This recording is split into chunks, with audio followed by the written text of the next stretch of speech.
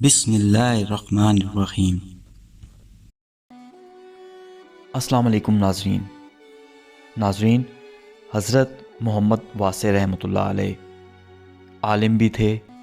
اور عارف کامل بھی، اور اپنے دور کے بے نظیر بزرگوں میں سے ہوئے ہیں۔ نہ صرف یہ بلکہ آپ کو بہت سے تابعین سے شرف نیاز بھی حاصل ہوا، اور بہت سے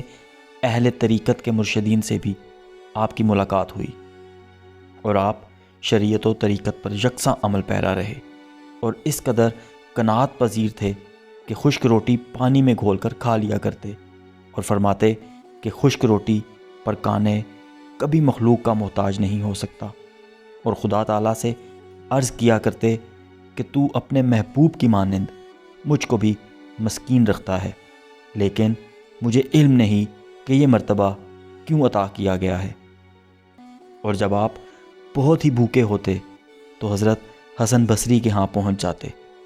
اور جو میسر آتا کھا لیتے، اور حضرت حسن کو بھی اس بے تکلفی پر بہت مسرت ہوتی۔ آپ کا ایک مقولہ ہے کہ شب و روز بھوکا رہنے والا بھوک کی حالت میں بھی کبھی ذکر الہی سے غافل نہ رہے۔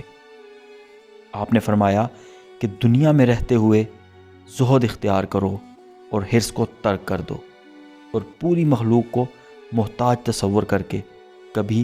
کسی سے اپنی احتیاج کا ذکر نہ کرنا، اور اگر تم ان چیزوں کے پابند رہو گے تو بے نیاز ہو جاؤ گے، اور اس نصیحت پر عمل کرنے والے کو دونوں جہان کی سلطنت حاصل ہو جائے گی۔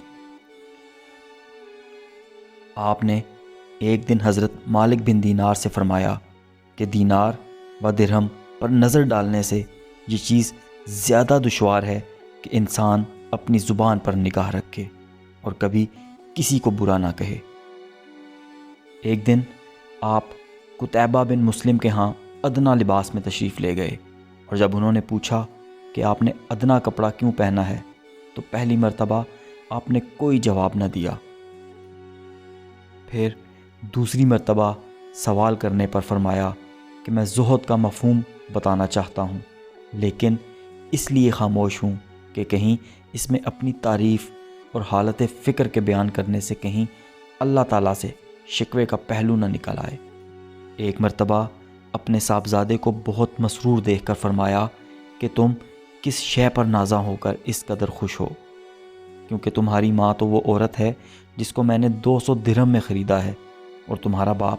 خدا کی مخلوق میں سب سے بدتر ہے، پھر بھلا تم کس چیز پر ناز کر رہے ہو؟ آپ سے بعض لوگوں نے پوچھا کہ کیا آپ خدا شناس ہیں؟ آپ نے کچھ دیر خاموشی کے بعد فرمایا کہ خدا شناس تو حیران اور گمسم ہو کر رہ جاتا ہے، اور اللہ تعالیٰ اگر چاہے تو اس کو عزت عطا کر دیتا ہے جو کبھی غیر اللہ کی جانب توجہ نہیں کرتا، لیکن خدا پر کسی کو اختیار نہیں ہے، اور سچے کو اس وقت تک سچا نہیں کہا جا سکتا جب تک بیم و ورجا کا پلہ مساوی نہ ہو، جیسا کہ حدیث شریف میں ہے، خیر الامور اوسطاً، ہر شے کا درمیانی درجہ اچھا ہوتا ہے۔